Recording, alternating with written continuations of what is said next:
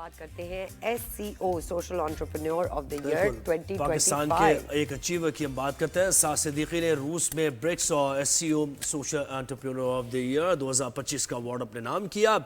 Awards का जो एहतमाम है अकेडमी ऑफ यूथ डिप्लोमेसी और रूस में वजारत बराए उमूर नौजवानान ने किया था।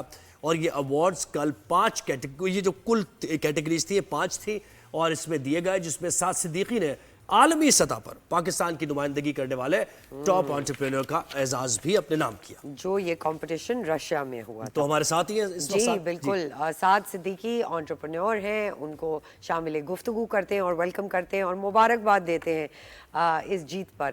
साद, सबसे पहले तो ये बताइए कि ब्रिक्स और SCO सोशल एंटरप्रेन्योर्स है क्या और आपको किस कैटेगरी में अवार्ड मिला?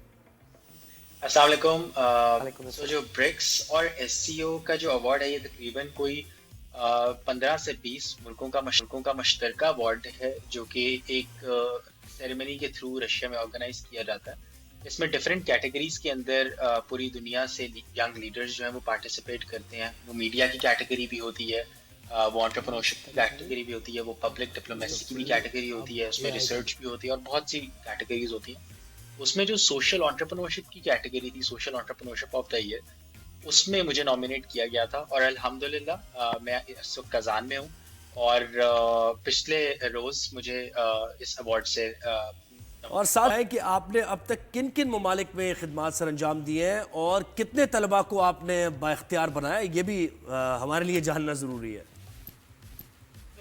सबसे पहले तो मैं बता देता हूँ एडवर्सिटी क्या है। पहले थोड़ा सा सो एडवर्सिटी एक ई लर्निंग प्लेटफॉर्म है। हम लोग हाई टेक्नोलॉजी के अंदर, जिसमें आर्टिफिशियल इंटेलिजेंस आती है, ब्लॉकचेन आती है, साइबर सिक्योरिटी आती है, इस तरह की जदीद टेक्नोलॉजीज के अंदर स्टूडेंट्स को ट्रेन करते हैं। और वो इसलिए ट्रेन करते हैं क्योंकि आपने देखा है कि अनएम्प्लॉयमेंट बढ़ती चली जा रही है। लेकिन अगर हम टेक्नोलॉजी इंडस्ट्री की बात करें तो हमेशा टेक्नोलॉजी इंडस्ट्री में हमने गैप सुना है कि there is a gap, there are a lot of jobs but there are not specific people जो कि उन जॉब्स के ऊपर काम कर सके। तो हम इन इंडस्ट्रीज के अंदर, इन सेक्टर्स के अंदर स्टूडेंट्स को ट्रेन कर रहे हैं। और इस वक्त ना सिर्फ हम पाकिस्तान में उर्दू लैंग्वेज के अंदर, बल्कि मिडिल ईस्ट के ममालिक जिसमें सऊदी अरेबिया और मुत्तहिदा अरब अमारात शामिल है, उसके अंदर अरबिक लैंग्वेज के अंदर पहली दफा दुनिया में ब्लॉकचेन और आर्टिफिशियल इंटेलिजेंस की ट्रेनिंग दे रहे हैं। और इसके अलावा हम लोग अब रशिया और इस तरह के रीजन्स के अंदर भी एक्सपैंड कर रहे हैं जहाँ पर English is not a very first language, और इसके थ्रू हम मजीद मुल्कों में क्या बात है भाई, वेरी इम्प्रेसिव। साथ ये भी बताइए, जैसे कि आपने कहा मुस्तकबिल अब जो है वो AI के हवाले हो चुका है, तो पाकिस्तान में इस हवाले से आप कितना पोटेंशियल देखते हैं?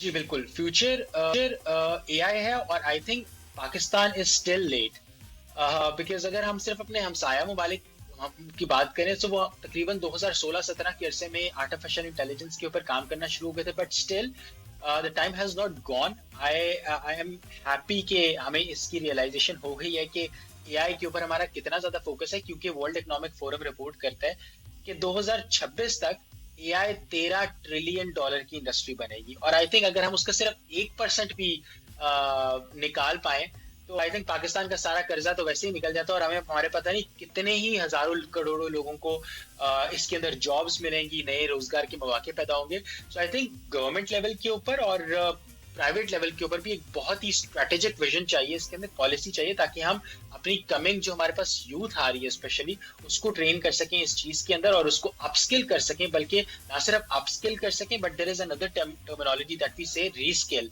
कि अगर किसी इंसान ने कुछ भी पढ़ा हुआ है, चाहे वो फाइनेंस बैकग्राउंड से है, चाहे वो बिजनेस बैकग्राउंड से है, चाहे उसने मार्केटिंग की हुई है, तो वो AI को अपने करियर का पार्ट बना ले, ताकि उसको पता चले कि अगर वो फाइनेंस के अंदर है, वो बैंकिंग के अंदर है, वो मार्केटिंग के अंदर है, वो जर्नलिज्म के अंदर है, तो उसने AI को किस तरह से ऑप्ट करना है। तो I think this realisation is very important, क्योंकि AI इज द फ्यूचर। और AI के ऊपर ना रहे सिर्फ, AI के साथ मजीद इंटीग्रेटेड टेक्नोलॉजीज हैं जिसमें इंटरनेट ऑफ थिंग्स है, साइबर सिक्योरिटी है, ब्लॉकचेन है। Blockchain is the future in finance.